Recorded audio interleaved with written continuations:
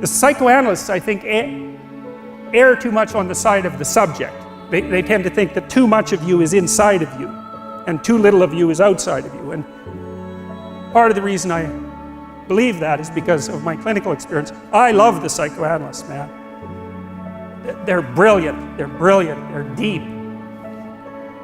They grapple with real problems, like with the problems, when people have real problems, and I mean profound problems, they're really profound moral problems, they're problems of good and evil, really. You know, there are things going on in their family that are so terrible that, well, that they're sometimes fatal, you know, lie upon lie upon lie upon lie for decades and decades and decades. It's awful. It's out there in the world. And lots of the people that I see, very famous critic of psychology, I can't remember his name, but I probably will, criticized the practice of psychology quite effectively I believe in the early 60s. The Myth of Mental Illness by Thomas Szasz, S-Z-A-S-Z. It's a classic. You should read it. If you're interested in psychology, read it. Like, it's a classic. And he basically said, most people have problems in living, they don't have psychological problems. And so I've experienced, despite my love for the psychoanalysts, very frequently what I'm doing as a therapist is helping people have a life that would work. You can parameterize that. It's like, what do you need? How about some friends? That, you'll kind of like that. How about an intimate relationship with someone that you can trust, that maybe has a future? That'd be good. How about a career that puts you in a dominance hierarchy somewhere, so at least you've got some possibility of rising, some possibility of stabilizing yourself, and a schedule and a routine, because no one can live without a routine. Just forget that. If you guys don't have a routine, I would recommend, like, you get one going, because you cannot be mentally healthy without a routine. You need to pick a time to get up. Whatever time you want, but pick one and stick to it, because otherwise you dysregulate your circadian rhythms and they regulate your mood. And eat something in the morning. I had lots of clients who've had anxiety disorders. I had one client who was literally starving. Very smart girl.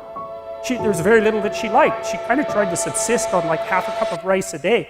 She came to me and said, I have no energy. I come home, all I want to do is watch the same movie over and over. What, like, is that weird? And I thought, well, it depends on how hard you work. You know, it's a little weird, but whatever. It's familiar. You're looking for comfort. So I did an analysis of her diet. It's like 3/4 of a cup of rice. It's like, you're starving. Eat something. You know, you'll feel better. So she modified her diet, and all her anxiety went away, and she had some energy. It's like, yeah, you gotta eat. So, schedule, that's a good thing, man. Your brain will thank you for it. It will stabilize your nervous system. With a bit of a plan, that's a good thing. You need a career, you need something productive to do with your time. You need to regulate your use of drugs and alcohol, most particularly alcohol, because that does in a lot of people. You need a family, like the family you have, your parents and all that. It'd be nice if you all got along, you can work on that, that's a good thing to work on. And then, you know, you probably need children at some point, and that's life. That's what life is. And if you're missing, you know, you may have a good reason to not be operating on one of those dimensions. It's not mandatory. But I can tell you that if you're not operating reasonably well on 4, I think I mentioned 6, if you're not operating reasonably well on at least 3 of them, there's no way you're going to be psychologically thriving. And that's more pragmatic in some sense than psychological, right? Human beings have a nature. There's things we need. And if we have them, well, that's good. And if we don't have them, well, then we feel the lack. And so behavioral psychologists concentrate a lot more on that sort of thing. You know, it's practical. It's like strategizing. Make a career plan. Figure out how to negotiate, because that's bloody important. Figure out how to say what you need. Figure out how to tell the truth. Figure out how to listen to your partner in particular, because if you listen to them, they will actually tell you what they want. And sometimes you can give it to them and maybe they'll return the favor, and if you practice that for like 15 years, well, then maybe you're constantly giving each other what you want. Well, hooray, that would be good. And then there's two of you under most circumstances, and it's better to have two brains than one, because people think differently because of their temperament mostly.